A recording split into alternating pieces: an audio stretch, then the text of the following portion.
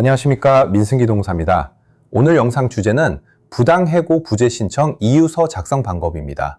부당해고 부재 신청은 노동청 진정과는 다릅니다.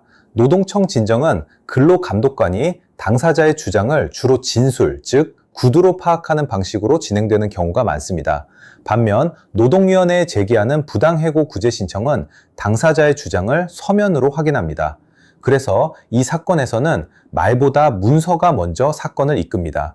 근로자 측은 해고가 부당하다는 내용을 정리한 이유서를 제출하고 사용자 측은 해고가 정당하다는 취지의 답변서로 대응하게 됩니다.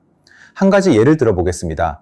같은 사유로 해고를 당한 두 명의 근로자가 있습니다. 한 사람은 나는 열심히 일했는데 회사가 평가를 제대로 하지 않았고 불공정하게 대우했다. 해고 사유도 없다는 취지로 억울함을 중심에 둔 하소연하는 형식의 이유서를 작성했습니다.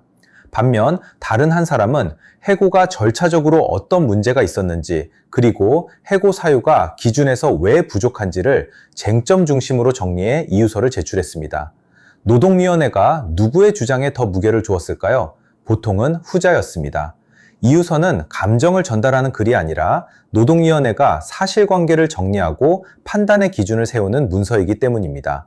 그렇다면 해고를 당한 근로자는 어떤 기준으로 이유서를 작성해야 할까요? 이를 알기 위해서는 노동위원회가 부당해고 사건을 어떤 기준으로 판단하는지부터 먼저 알아야 합니다. 노동위원회는 보통 세 가지 기준으로 해고의 정당성을 판단합니다. 첫째, 해고 사유가 존재하는가? 둘째, 사유가 있다면 해고 절차의 정당성이 인정되는가? 셋째, 마지막으로 징계 양정, 즉 그 사유가 해고까지 할 정도로 중한가? 따라서 이유서는 이 세 가지 기준을 중심으로 구성되어야 합니다. 이유서의 작성 목적은 노동위원회가 보는 이 세 가지 기준을 중심으로 해고가 정당하지 않다는 점을 주장하고 정리하는 데 있습니다. 이제 첫 번째입니다. 해고가 존재한다는 점을 어떻게 입증해야 할까요? 원칙적으로 해고가 존재한다는 입증 책임은 회사에 있습니다.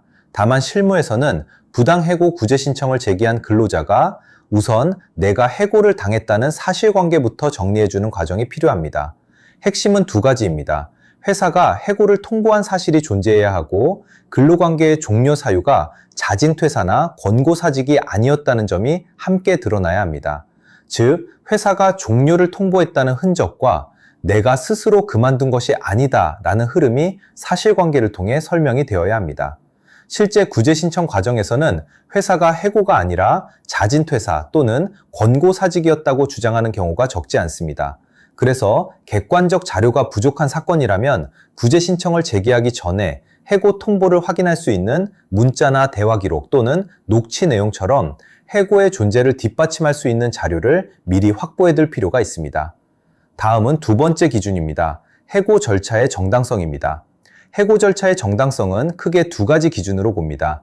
근로기준법상 절차, 그리고 회사 사규상 절차입니다.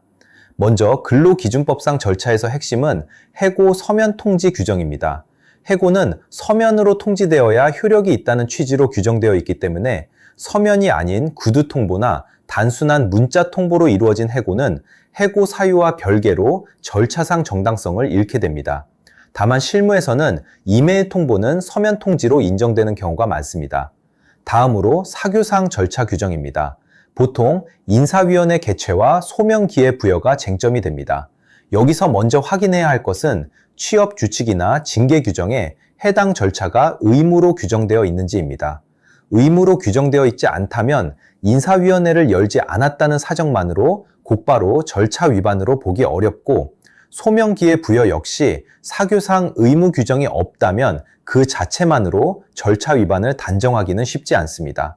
반대로 사규에서 인사위원회 개최가 의무로 되어 있는데도 이를 생략했거나 위원회 구성 자체에 하자가 있는 경우처럼 중대한 절차상 문제가 확인되면 그 부분은 이유서에서 절차 위반의 핵심 쟁점으로 정리할 수 있습니다.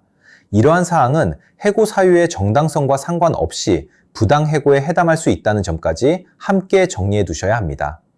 다음으로 살펴볼 내용은 해고 사유의 정당성입니다. 이 부분은 다음 영상에서 심도 있게 다룰 예정입니다.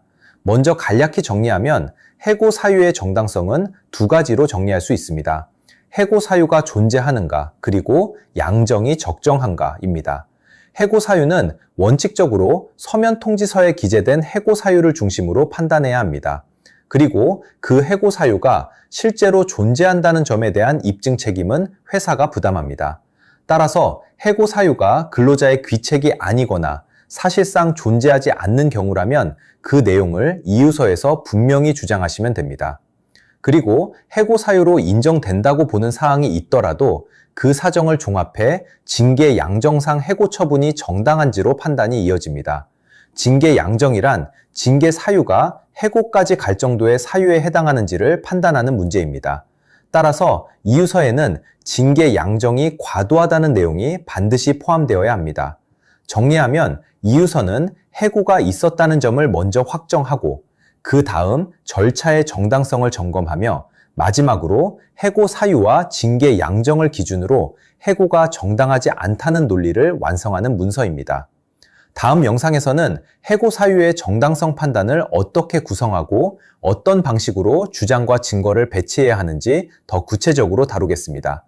부당해고 구제 신청과 관련해서 궁금한 사항이 있다면 댓글로 문의 주시기 바랍니다. 성심껏 답변 드리겠습니다. 감사합니다.